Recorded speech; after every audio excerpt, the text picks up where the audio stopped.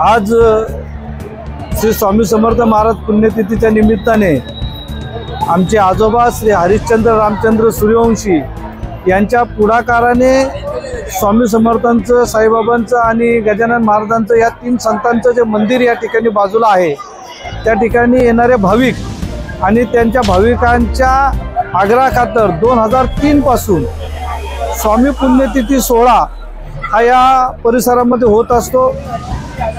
एक गुढीपाडव्याच्या दिवशी नाम जप यज्ञ सुरू होतो मंदिरामध्ये आणि तो साधारणपणे 51 लाखाचा त्याचा एक संकल्प असतो आणि सर्वसाधारण सर्व सेवेकरी आणि भाविकांच्या प्रयत्नांनी 1.5 कोटीच्या आसपास हा नामजप यज्ञ पूर्ण होतो। आजच्या दिवशी पुण्यतिथीच्या दिवशी सकाळी मंदिरामध्ये दत्तयाग आज या ठिकाणी संपन्न झाला आणि या सगळ्या नामजप यज्ञाची सांगता आज या महाप्रसादाच्या निमित्ताने होते।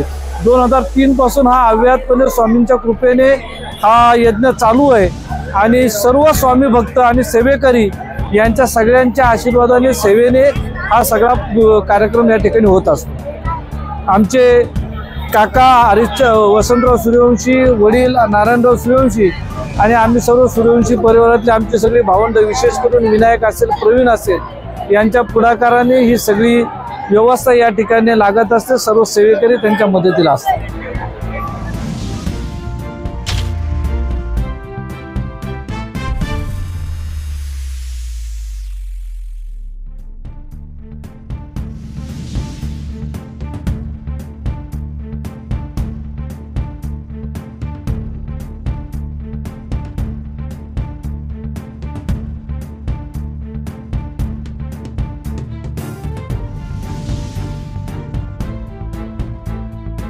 वडील जे होते ते धार्मिक प्रवृत्तीचे असल्यामुळं त्यांनी सांगितलं की मला इथं स्वामींचं मंदिर बांधायचं, तुम्ही काहीतरी करा।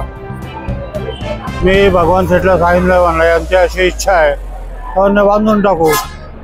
तर स्वामीचं मंदिर बांधायला सुरुवात केली तर म्हणजे याच्याबरोबर साईबाबाचं पण पाहिजे, गजानन महाराजांचं पण पाहिजे। तिघांचं मिळून एक मंदिर बनवलं आणि 70 वर्षापासून चालू आहे ही परंपरा। रामायणाचं सुरुवात होते गुढीपाडव्याला आणि त्याची समाप्ती स्वामी जयंतीला होते, तोपर्यंत मंदिरामध्ये जप चालू असतो।